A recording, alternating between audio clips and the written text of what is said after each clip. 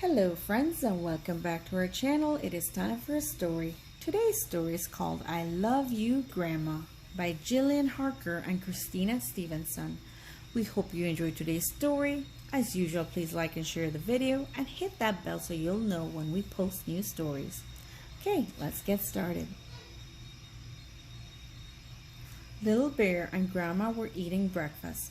Grandma, asked Little Bear suddenly, why do I have such a big nose? To help you find food, Grandma told him. But I just looked around and I found these berries, argued Little Bear. Ah, replied Grandma, food isn't always that easy to see. Grandma led Little Bear down to the river. Can you see anything to eat? She asked. Little Bear shook his head. Can you smell anything? Grandma added.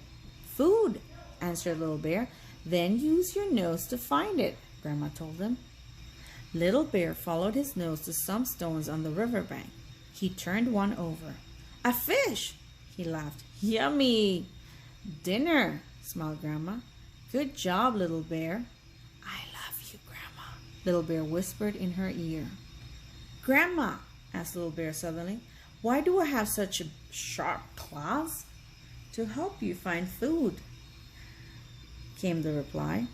But you told me I have my nose for that, said Little Bear, surprised. Ah, said Grandma, sometimes your nose leads you to food, but you still have to work to get it. She took Little Bear to the woods. Sniff the air, she reminded him. Little Bear started to follow his nose. He stopped at a fallen tree. I can smell food, Little Bear said. I still can't see it, but I know it's here. You'll need to use your claws, Grandma told him. Little Bear dug his sharp claws into the bark. He broke off a small piece. Ants, he laughed. Delicious. Lunch, smiled Grandma. Good work, Little Bear. I love you, Grandma, Little Bear yelled. Grandma, asked Little Bear suddenly, why do I have such a long tongue? To help you find food, Grandma said at once. But you told me that I have my nose and claws to do that, said Little Bear, surprised. Sometimes the best food is hard to reach, Grandma told him. She took Little Bear to a clearing. Smell the air, Grandma said. Little Bear sniffed hard. He lifted his nose. Food, he told Grandma. A huge bee's nest hung from a branch above him.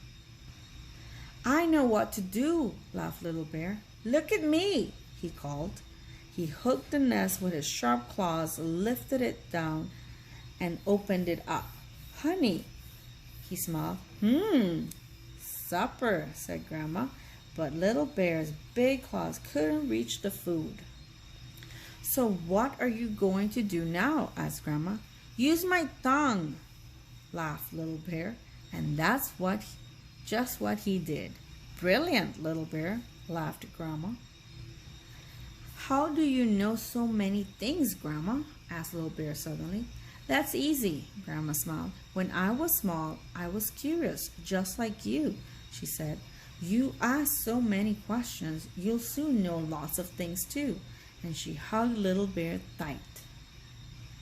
Do you know I love you, Grandma? Asked Little Bear. I do, answered Grandma.